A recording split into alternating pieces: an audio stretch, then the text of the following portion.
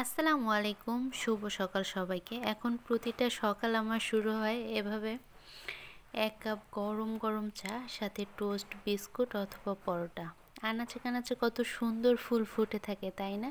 এবছর মনে হয় বানরের উপদ্রবে পাকা কাঁঠাল আর খাওয়াই যাবে না। দেখেন, পাকা কাঁঠাল এসে বানর খেয়ে যাচ্ছে, আর বিচিগুলো এই যে দেখতে পাচ্ছেন নিচে পড়ে আছে।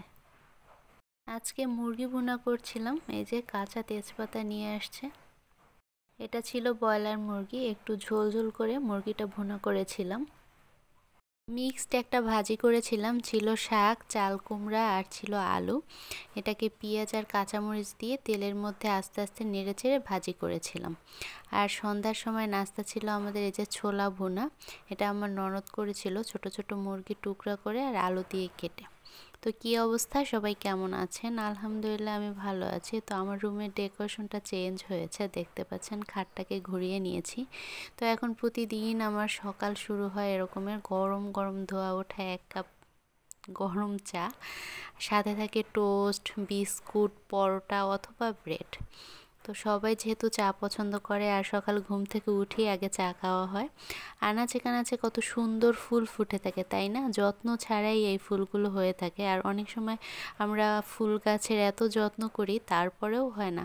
আর এগুলো দেখেন কোনো যত্ন ছাড়াই হয়ে যাচ্ছে, কত সুন্দর।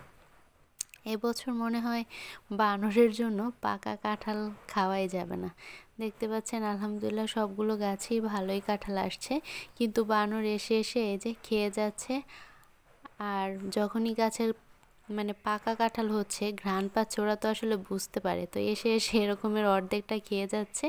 আর যে বিচিগুলো সব নিচে এরকমের ছড়িয়ে রেখে যাচ্ছে। ওরা তো আসলে বিচি খায় না, কাঁঠালগুলো খেয়ে বিচিগুলো আমাদের জন্য রেখে যাচ্ছে।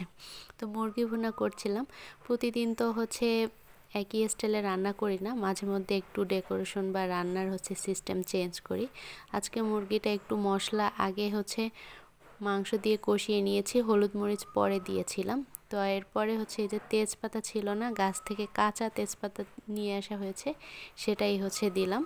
আর একটা ভাজি করা হয়েছিল, এটা মিক্সড ভাজি ছিল, আমার শাশুড়ি সবগুলো একদম কেটে সুন্দর করে দিয়েছে।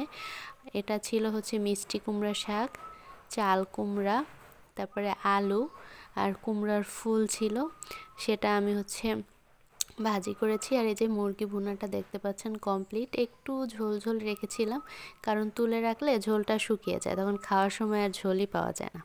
আর এই যে মিক্সড ভাজিটা আমি করছিলাম, শুধু পেঁয়াজ আর কাঁচামরিচ তেল দিয়েই ভাজিটা করেছিলাম। সবাই খেয়ে অনেক প্রশংসা করেছিল। আর এই যে সন্ধ্যার সময় নাস্তা ছিল ছোলা। আমার ননদ এই ছোলাটা ভুনা করেছিল, সব মশলা দিয়েছে। আর মুরগির মাংস ছোট টুকরা টুকরা করে কেটে দিয়েছিল, আর আলু টুকরা টুকরা করে কেটে দিয়েছিল। সবাই সন্ধ্যার সময় নাস্তা করলাম, খুব মজা লেগেছিল খেতে। থ্যাঙ্কস ফর ওয়াচিং, আল্লাহ হাফেজ।